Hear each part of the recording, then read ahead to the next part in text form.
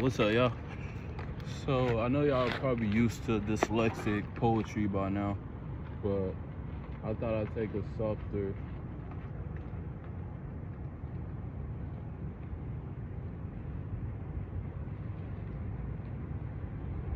type shit. Anyway, I thought I'd take a softer approach to this one, a more personal approach, because it's something that's dear to my heart. I'm not really trying to sell y'all much or anything at all, but the topic of today is the soul and just how I perceive it. I believe we have two souls. I believe the nature of humans is dualism, be it good or evil, be it love or hate, whatever. Just the same as the two parts of our brain, or the two originals coming together to make us. I'm talking about reproduction. I digress. Point is, I believe we have an immaterial soul and a immaterial, non-living soul that attach us to our ancestors, as well as any spiritual beliefs that we might have. This includes our religion, and a living soul that affects that immaterial soul. A lot of this is going to be about the living soul, but I will do a part on the immaterial soul and the connection to your ancestors. The main point of this today, though, is to tell you that if you want to live a life of happiness and success, you must focus on your living soul. You must focus on your living soul. I'll say it one more time. You must focus on your living soul. What do I mean by that? I mean that in this life, as we get older, we will meet material conditions that change us. Our goal as humans is to find a guide in ourselves and by ourselves that can keep us on a steady track to where we live by principles, because those principles are what link us to our immaterial soul. Let me give you an example, because it sounds like I'm just yapping. Take a nigga named Bob. Bob went to school. Bob got bullied a lot. Bob was an A student, a nerdy kid. Bob hit high school. People still bullying Bob. Bob letting that shit slide. Bob tried to reach out to anybody for any type of help.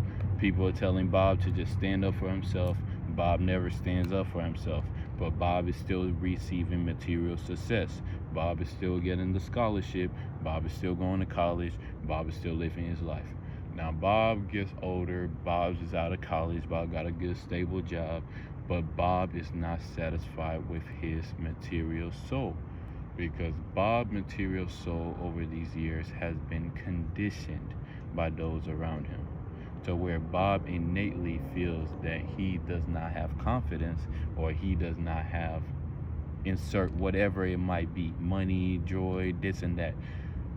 Those can be a guiding principle with context. Like, let's say, for example, you out here bummy as fuck, you might need money. That's feeling like you don't got money when you don't got money is not part of that condition, But having somebody tell you that, oh, you're not shit, or you got a man up, this, that, and the third, and you believe it, but by manning up, you're following their condition of what manning up is. You see how that play, and it's not only about men. There's really a lot more seen in women. In fact, that's how I came to this theory, because a lot of what a condition to the material soul is to kill or to subjugate the material soul. Again, back to examples, because I feel like I'm not reaching people when I talk about it like this. Going back to Bob gets with a lady, or let's say a guy, because Bob can do whatever the fuck Bob want to do.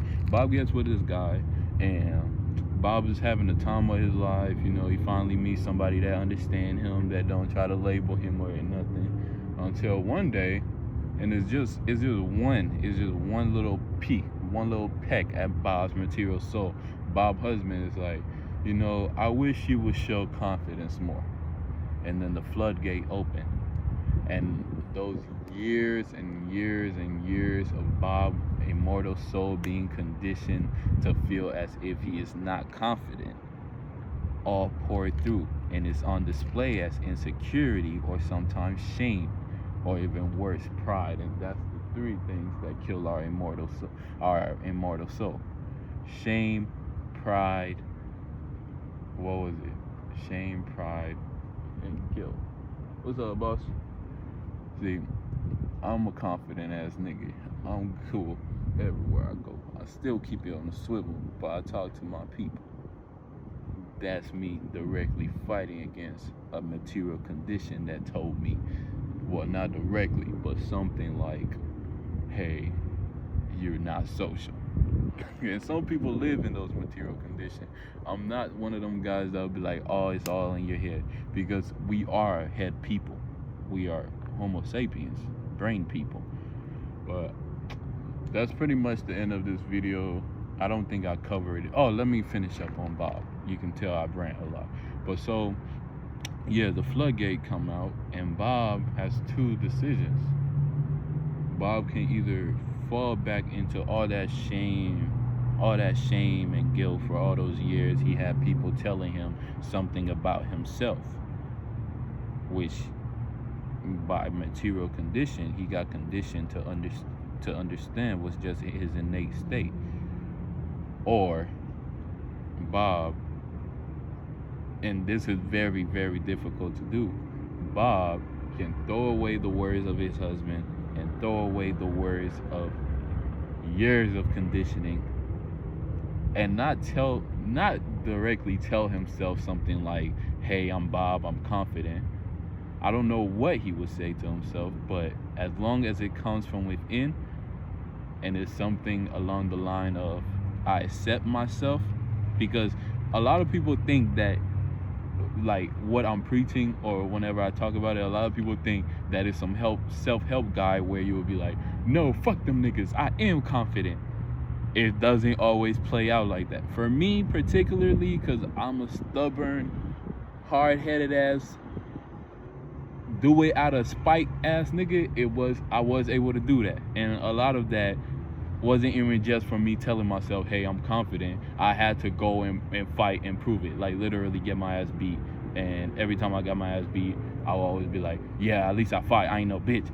So the more I did that, the more confident, to where when I actually started winning the fights, I didn't have to be like, yeah, because I'm winning, it means I'm confident, you know. And that's what stopped me from going down a real dangerous path where I use violence as a whatchamacallit, as an affirmation for myself. But back to Bob, right? So Bob don't have to tell himself he's confident. Bob don't have to tell himself much, but Bob has to accept his immortal soul is not the condition that those people put on him. And it takes a lot of work. It takes so much fucking work. And a lot of people never hear it. They don't even have the concept of souls. Because, I mean, the biggest condition is, I'm not gonna get into that. The biggest social condition, I'm not gonna get into that in this video. I'm gonna keep this one short. It's 8 minutes. Thank y'all for listening. But yeah, take some time in your life, right? And just listen to what people tell you about yourself. If you know someone is directly antagonistic to you, go and ask them about yourself, and then hear all the bullshit conditioning that they want to put on you. A lot of that conditioning can sound nice, but have the opposite effect. In fact, I'm even guilty of doing this. In the past, I have had homies that were a little bit self-conscious, a little bit insecure, and I always told them, nah, bro, just get over that. Nah, see, that's just in your head, without really thinking that they have been told that time and time again before. And they're processing, there's an assumption, but I believe they were processing it as, it's all in your head. Therefore, because this is how I processed mine, and I, again, completely might be wrong, but because it's all in your head, therefore, you are your own problem.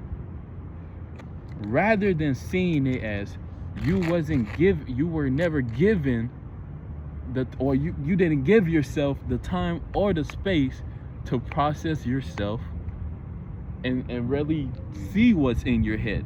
So all you've been hearing is that it's all in your head. And when you try to reach in your head to fix that, it's not there, because you weren't the one telling yourself that, hey, this is all in my head. You know? I really pray this can reach y'all, because I'm going through a great effort right now to communicate this. If it doesn't, I'm gonna probably end up sketching it or painting it. But yeah, thank y'all for listening. Have a great rest of y'all day. This is Mad Zulu. Peace.